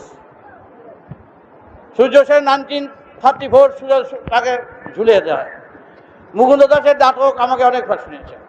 আর সূর্য সেন, সুভাষ বোস তো অনেক অবস্থার সঙ্গে আমার জড়িত ছিল। এবং ভিতরে ভিতরে এখনো আমি সেটা পোষণ করছি। তো যাক, সেই কথা। এই সুভাষ বোসের ব্যাপার নিয়ে আমার কত টচ নচ, বাপরি বাপরি। আমি লালবাজারে গেলাম, কংসবাজারে গেলাম, খগর বাজারে গিয়ে দেখছি বাবা সুভাষ বোসের ব্যাপারে। আমি এই কথা বলতে চাই না সুভাষ বোস ব্যাপার নিয়ে। সুতরাং শেষবেলা জওহরলাল নেহেরু আমার ডেকে পাঠান। অরবিন্দ ঘোষের ভাই অগ্নি, সেই পণ্ডিচেরির বারীন্দ্র কুমার ঘোষ শিষ্য আমার, এই পাঠিয়ে দিয়েছিল দীক্ষা নেওয়ার জন্য অরবিন্দ ঘোষ। তার মাধ্যমে নিমন্ত্রণ করে পাঠায় আমাকে পণ্ডিতজি জওহরলাল নেহেরু। সেই জওহরলাল যাই বাবা যাই, আমি তখন ভাবলাম গ্রামে আমি টোপরে মুড়ি খাচ্ছি, আমার যাই বা ভালো মন্দ খেয়ে আসি গিয়ে জওহরলালের বাড়ি থেকে। গেলাম জওহরলালের বাড়ি 3 দিন নিমন্ত্রণ, রাধাকৃষ্ণের বাড়িতে 1 দিন, রাজেন্দ্র প্রসাদের বাড়িতে 1 দিন, বুঝছো? আমি গায়ে মানুষ, গায়ে গায়ে ঘুরি, আমার কোনো তাহলে কোনো লাইসেন্সের ব্যাপার নয়, রাজনীতির ব্যাপারও নাই। আমার হঠাৎ নিমন্ত্রণ, কি ব্যাপার? আমার রাখলো কোথায়? শাহনওয়াজ খানের বাড়িতে। 15-20 দিন ছিলাম তার বাড়িতে। আর বেশি বলার প্রয়োজন নাই। সেই সময় আমি 3 দিন নিমন্ত্রণে খাচ্ছি। এমনি ব্যাপারটা কি? জওহরলাল নিজে ফল কেটে খাওয়াচ্ছে, হ্যান করছে, ত্যান করছে, নিজেই করছে। আবার আমার মিটিং করার জন্য হরিচন্দ্রের মিটিংয়ে নিয়ে গেল, আপনি আমার শেফালি ফুলটুকু কুড়িয়ে আমার হাতে দেয়। ওই কি ব্যাপারটা? 3 দিনের 3 দিন যখন চলে আসবো, গুরুজি এক বাত হয়। মানে কি বাত হয়? এক বাত হয়, গোপন বাত হয়। আমার কাছে কোনো গোপন বাত নাই। বলো কি বাত? নেতাজি কা বাত হয়। তখন আমি বুঝলাম ইতা খানে নিমন্ত্রণ বুঝতে হয়। পরিষ্কার বলে দিচ্ছে, আমার কাছে চাচা চোরা কথা। তখন বুঝলাম 3 দিন কেন নিমন্ত্রণে খাওয়াইলো। সুতরাং আমার হাতের চিঠি, সই করা চিঠি, ব্ল্যাঙ্ক সই করা কাগজ চিঠি নেতাজির ছিল। সেইটা সে জওহরলালের হাতে গিয়ে পড়ছে। আমার বাড়িতে 250-300 পুলিশ, অনেক বন্ধুত্ব তো আমার লগে। বাড়িতে পুলিশ যায়, পরিষ্কার করে দিয়ে আসছে সব। ঘর বাড়ি সব পরিষ্কার দিয়েছে 250 পুলিশ। কাগজপত্র খুলে ঠুলে পোকামাকড় সব বাইর করে দিয়েছে, যা কিছু আছে। 250-300 বন্দুকধারী পুলিশ। আমরা খুব ভালো, খুব ভালো, খুব ভালো। যাক, সে কথা। তারপরে এলো বিধবা সম্পত্তি। প্রফুল্ল সেন বাড়িতে গিয়ে অন্যায় করছি, যা বাবা যা কর। হাইকোর্টে সসম্মানে জিতিয়ে দিল আমাকে। সুপ্রিম কোর্টে নিয়ে গেছে, ঢিল মেরে মাথার মধ্যে ফেলাইছে। কার বিরুদ্ধে নিয়ে এসছো তুমি? কি যাক গিয়ে বাবা, সেই কথা। এখন কথা হলো, সুভাষ বোসের ব্যাপারে আমি পরিষ্কার জানিয়ে দিয়েছি পণ্ডিত, দেখো বাবা, আমি রাজনীতির লোক নই। রাজনীতির লোক হিসাবে সুভাষ বোসকে আমি ভালোবাসিনি। তার ব্যক্তিত্ব, সে একজন দেশপ্রীতিরও অত্যন্ত ভালো। তার উপস্থিতির প্রয়োজন আছে। সে থাকলে দেশের অনেক ভালো কাজ হতো। তার জন্যই দেশের স্বাধীনতা, এই কথাটা বলছি। আমার যে স্বাধীনতা, সে এরকম করলে স্বাধীনতা হতো না। পরিষ্কার কথা। সে অনেক পরে বুঝছে, বহু অনেক পরে বুঝছে। যাক, তারপর তুমি কোথায় আছে? আমি কোথায় সুভাষ বোস আছে আমি বলবো? আমার ধারণা, আমি কোনোদিনও বলি নাই সুভাষ বোস, বরাবর কখনো বলি নাই সুভাষ বোস আছেন, সুভাষ বোস আসবেন। এই কথা আমি কখনো স্টেট কথা বলি নাই। আমার নাম দিয়ে অনেকে বলছে, ঠাকুর ভালো বলছে সুভাষ বোস আসবেন, ঠাকুর ভালো বলছে সুভাষ বোস আছেন। ওই যে গান গাইতেছে, পতিত তারিখে হবে তারিণী, আর শেষের লোকেরা গান গাইছে 25 তারিখে হবে ভারণী। একেবারেই উল্টা। আমার কথাগুলোকে ইলাস্টিক করে করে এই জাগৃহী পত্রিকা আছে, লেখে, তারা খুব যথেষ্ট সুভাষ বোসকে ভালোবাসেন এবং যথেষ্ট চেষ্টা করেন। অনেক জায়গায় যারা আছেন তারা চেষ্টা করছেন। জাগৃহী পত্রিকারা খুব আমার সিনসিয়ার, আমার ভালোবাসে। ওই জায়গায় তারা সুভাষ বোস সম্বন্ধে খুব তন্ন করে খুঁজে বার করছে। তো অনেকে আছেন যে আমার নাম দিয়ে বলছে সুভাষ বোস আছেন। আমি কখনো সরাসরি বলি নাই আছে। ধারণা বলার অধিকার সবাই আছে। আমার ধারণার বেলায় কেন পুলিশ? আর একজনের যদি একটা ধারণা করে তখন তো পুলিশ আসে না। আমি যখনই ধারণা করতে যাই, আমার বাড়িতে এসবি গেছে, আইবি গেছে, এডিশনাল এসপি গেছে, আপনি সুভাষ বোস সম্বন্ধে বলবেন না, আরে দূর এই আমি মেনে নাই। আমি সুভাষ যাও কেন? জিজ্ঞাসা করলে দুই চার কথা বলি, ধারণার কথা বলি। বলো আপনি ধারণার কথা বলবেন না কেন? কেন ধারণার কথা বলবো না?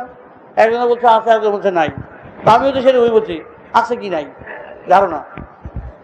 আমার ধারণা বলায় আমার বাড়িতে পুলিশ যায়, আর তোমার ধারণা বলতে পুলিশ যায় না।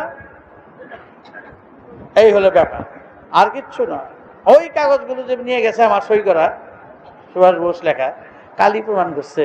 আর দেখি আমার বাড়িতে পুলিশ গেছে শখে, কালি প্রমাণ করে দেখে কি 1962 1963 এই কালিটা প্রমাণ করেছে, সই জেনুইন পেয়েছে।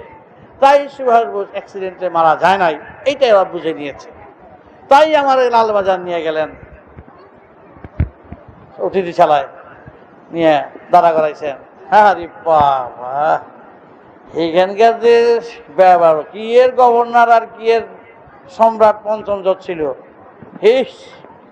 হে ব্রহ্মচারী মহারাজ, আপনার আরই সর্বনাশ, এই দেশি না বিদেশি এসিডিসি সব। ব্রহ্মচারী মহারাজ আমি দেখি কে? আমরা হ্যাঁ হ্যাঁ বলুন বলুন, আপনাদের এই দেশি দেখতে পাচ্ছি, কি বলার বলুন। আপনি চেয়ারে বসেন। আমরা সব এই সম্মানের চেয়ার কি আমাদের জন্য?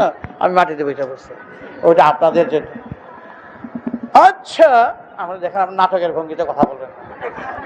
সেরা বাংলাদেশের লোক বাঙালি হয় গেয়ে বাংলায় বলুন, না হয় আচ্ছে খাচ্ছে যে বলুন। আপনি দোয়াই জন্ম আপনি সত্য বলবেন না। আচ্ছা, আপনি যে এই কাগজগুলো পেয়েছেন সুভাষ বোসের সঙ্গে নিশ্চয়ই আপনার কোথাও আপনার কাগজ আমি পেয়েছি, ব্ল্যাঙ্ক সই করা কাগজ পেয়েছি। বাপ ছেলে দেয়, ছেলে বাবাকে দেয়, বন্ধুকে দেয়, ভাইকে দেয়, অন্তরঙ্গ। সেই হিসেবে যদি আমাদের কাছে থেকে থাকে, সেটা আপনার তো কোনো দেখবার কোনো প্রয়োজনীয়তা নেই। আচ্ছা, কোথায় আছে বলে আপনার মনে হয়? আচ্ছা, আমার কিন্তু তখন 2 কোটি লোক, ভুলে যাবেন না, 2 কোটি 2.5 কোটি লোক আমার। সুতরাং এইভাবে কথা বলে সুবিধা হবে না, ভালোভাবে বলেন। আরে সুভাষ বোস সম্বন্ধে তো আপনার অ্যালার্জি কেন বলুন তো? আমি বললাম হ্যাঁ দেখুন সুভাষ বোস, আপনি সুভাষ বোসের নাম ভাঙিয়ে যদি আপনার সই করা আছে, হ্যাঁ সুভাষ বোসের নাম ভাঙিয়ে বালক ব্রহ্মচারী চলে না। সুভাষ বোসের নাম যদি বালক ব্রহ্মচারী বলেন তো সুভাষ বোস খুশি হবেন যদি থেকে থাকে, তার ভক্তেরা অনুগতরা খুশি হবে। বালক ব্রহ্মচারী সুভাষ বোসের নাম বলেছে, বালক ব্রহ্মচারী সেই ধরনের নয়। সুভাষ বোসের নাম ভাঙিয়ে সুভাষ বোস চলে, যারা বলে যারা ঘুরব। আমি তো তার ভিডিও করি না, তার সভাও করি না, তার কথাও আমি বলি না। জিজ্ঞাসা করলে 2-4 কথা বলি মাত্র, হ্যাঁ তা ঠিকই তা ঠিকই স্বীকার করি। আচ্ছা, আপনাকে আমরা প্রথম পৃষ্ঠায় পত্রিকায় সুনাম দিয়ে লিখবো, আপনি শুধু অ্যাড্রেসটা বলে দিন, তাহলে দেখা যাচ্ছে আপনি সুভাষ বোস সম্বন্ধে বেশ ওয়াকিবহাল, আপনার যে বেশ কৌতূহল আছে এবং আছে বলে আপনার ধারণা হয়ে গেছে। হ্যাঁ, আপনার কাগজ লেখা সইতে মনে হয় তিনি থাকলেও থাকতে পারেন। যখন থাকতে পারেন, আপনার মতন লোকের ঘরে একটা সুভাষ বোসের ফটো নাই, যার কল্যাণে এখানে দাপটগিরি করছে। সুতরাং আপনার কাছে বলতে আমি ঘৃণা বোধ করি। একটা ফটো নাই সারা লালবাজারের মধ্যে সুভাষ বোসের, আর ফটো আছে সব যত সব গায়ে গুচ্ছার ফটো সব। আমি ঘৃণা বোধ করলাম। আপনার লালবাজারে এসে নিয়ে যেতে পারেন, মার দিতে পারেন, যা খুশিতে অত্যাচার করতে পারেন, মানে ভুলে যাবেন না এই বালক ঠাকুর অনেক হনুমান রয়েছে। যদি এরা যদি ক্ষিপ্ত হয়ে ওঠে আর খেপিয়ে তুলি, আপনার মতন অনেক ম্যান হলে চলে পড়ে থাকবে। এই কথা বলে এসেছে, ম্যান হলে পড়ে থাকবে, মারতে পারলাম। মরবো মশাই একদিন। বালক মশারি কাপুরুষ নয়, ভীতু নয়, লক্ষ লক্ষ সন্তানকে তাহলে উড়িয়ে দেওয়ার ব্যবস্থা করতে জানে যদি বেশি বাড়াবাড়ি করে। বলে দিলাম, সম্মান দিয়ে কথা বলবেন। আমার চাকর আপনারা, আমার চাকর বললেন, পাবলিক মানি দিয়ে আপনাদের দাসগত নাম লিখিয়ে বসানো হয়েছে চাকর। চাকর চাকরের মতন কথা বলবেন। এত বড় কথা বলছেন, আমি নিশ্চয়ই পাবলিক মানি দিয়ে আপনাদের সেবা করার জন্য রাখছে, বদামির জন্য রাখে নাই, বাহাদুরি করার জন্য নাই। নাটকের ভঙ্গিমায় কথা বলতে বলা হয় না। ভদ্রভাবে কথা বলবেন তো বলবেন, তা না হলে উপযুক্ত শিক্ষা। এই বালক ব্রহ্মচারী সাধু নয়, বুলেট ঠাকুর ভুলে যাবেন না। পরিষ্কার বলে দিয়েছি, আমি কেন ভয় করবো? আর ল্যাংটের আবার পাট পাড়ের ভয় কি? আমি কেন ভয় করব? ওদের তাপেদার হবো আমি হবো। ওদের সাহিত্য আছে আমার 2.5 কোটি 3 কোটি লোক তাহলে ছুড়িয়ে দেবো, উড়িয়ে দেবো সব, যদি শয়তানি করতে আসে আমাদের সাথে। কিন্তু আমরা শয়তানি করতে যাব না, আমরা মারামারি করতে যাব না, কিন্তু আক্রমণ করতে আসলে ছাড়বো না। বুঝে যেও না কথা। ঠাট্টা করা সহজ, সমালোচনা করা সহজ। বহু সমালোচনা ফেস করেই ঠাকুর আসছে। রোয়াকে বসে অনেক ছেলে অনেক অনেক বদনাম আমাকে দিয়েছে। ভুলে যেন না যে তাদের মতন অনেক ছেলে এখানে ধর্ণা দিচ্ছে, সব এই ছেলে, সব রিভলভারের ছেলে। সুতরাং সুভাষ বোস সেনাবাহিনী আমাকে একবার বলে নাই, 4-5 বার বলেছে আপনি সেনাবাহিনী তৈরি করুন। মুকুন্দ ধর ছড়িয়ে ধরে কেঁদে বলেছে, নিয়ে গেছে সূর্য সেনের বাড়িতে, সূর্য সেন ধরেছেন আপনি বালক ঠাকুর, ঠিকই বালক, আপনি বিরাট ভাবে বারাস্কর হয়ে যান। বালককে বলেছে বারাস্কর, আমাকে সূর্য, এই সূর্য সেন। ভুলে যেও না কথাটা। বাচাল কথা বলে তাহলে 3.5 কোটি লোক ঠাকুর হতে, নেতা হতে পারত না। বাচাল কথা আমি বলি। তাই লালবাজারে পরিষ্কার জানিয়ে দিয়ে এসেছি যে সুভাষ বোস সম্বন্ধে কোনো উক্তি করবেন না। যে সুভাষ বোস যাদের প্রতি অ্যালার্জি তাদের আমার চিত্তের বাইক, পরিষ্কার জানিয়ে দিয়েছি। তারপর জওয়াহরলালকে বলেছি এই কথাগুলো। জওয়াহরলালকে বলেছি সুভাষ বোস আছে কি নাই সেটা আমার ব্যক্তিগত ধারণা, আমি জানি কোথায় আছেন না আছেন। এবং আমি তো বেদের পুরুষ, বেদজ্ঞ লোক, বেদের ধারায় আমার বেদের রক্ত, আমি মহাপ্রভুর রক্ত। বাচাল কথা বালক ব্রহ্মচারী বলে না। সুতরাং আমি যা জানি, আমি যা বুঝতে পেরেছি, আমার যা ধারণা, সুভাষ বোস এখনো এখানে আছে। কে রুখবে বলো, কে রুখবে বলো? জওহরলালকে বলেছি আপনি ঠিকানাটা দেন না, আপনাকে তা দেখা যায় আপনার সন্দেহ আছে, তাহলে তদন্ত করতেন না। চিত্তরঞ্জনের বিরুদ্ধে তদন্ত করেন, গান্ধীর বিরুদ্ধে তদন্ত করেন, তদন্ত করাই তো সন্দেহজনক। তাহলে কেন তদন্ত করতে যাচ্ছেন বারবার করে সুভাষ বোস সম্বন্ধে? বুঝতে পেরেছেন? তা আমি যতটুকু জানি, যতটুকু বুঝি, আমার সেই সুভাষ এখনো জীবিত আছে।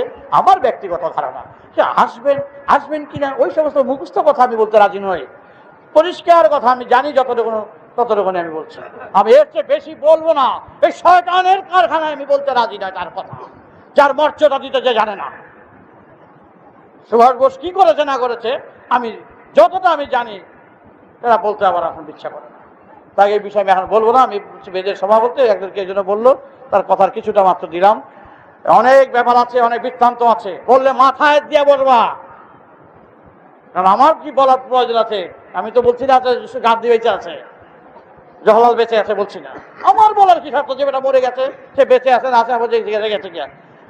যেটা বুঝতেছি যদি থাকে তাকে কি করে বলি যে নাই? আমি তো বেদজ্ঞ লোক, আমি আমার রক্ত হচ্ছে মহাপ্রভুর, আমি বেদের ধারার মানুষ, আমি যা বুঝেছি তাই বলি। শুধু আমি এখনো বলছি আমার ধারণা থেকে বলি, আমি আর কিছু বলতে যাব না। সুতরাং তোমরা বেদের সুরে থাকো, আর আমার ব্যক্তিগত কিছু নেই। সুভাষ বোস সম্বন্ধে যদি কিছু বলার থাকে, জানার থাকে, আমার সেই সম্বন্ধে আমি খুব ওয়াকিবহাল। যদি কিছু করতে পারি তাহলে একবারই আমি করবো, তা না হলে আমি এই ব্যাপারে হাত দেবো। এই থাক, যারা দীক্ষা নিতে ইচ্ছুক, পরিষ্কার কথা, তারা আগে এসে যেন নিয়ে নেয়। টাকা কড়ি লাগে না, দিনক্ষণ লাগে না। দীক্ষা অন্যত্র গ্রহণ করলেও দীক্ষা নেওয়া যায়। সেই দিকে আগে দীক্ষা 18 বার জপ করলে দীক্ষা ত্যাগ হয় না। তারা অনায়াসে দীক্ষা দিতে পারে, তাদের কোনো ব্যাপার নেই। আজ এই থাক। রাম নারায়ণ রাম, রাম নারায়ণ রাম। প্রিয় শ্রোতাবৃন্দ, আপনারা আপনাদের মতামত কমেন্ট করে জানাবেন এবং শেয়ার করে সবার মাঝে ঠাকুরের কথা ছড়িয়ে দেবেন এবং সাবস্ক্রাইব করে দেবেন, যাতে পরবর্তী অধ্যায়গুলো আপনাদের কাছে সহজেই পৌঁছে যায়। রাম নারায়ণ রাম।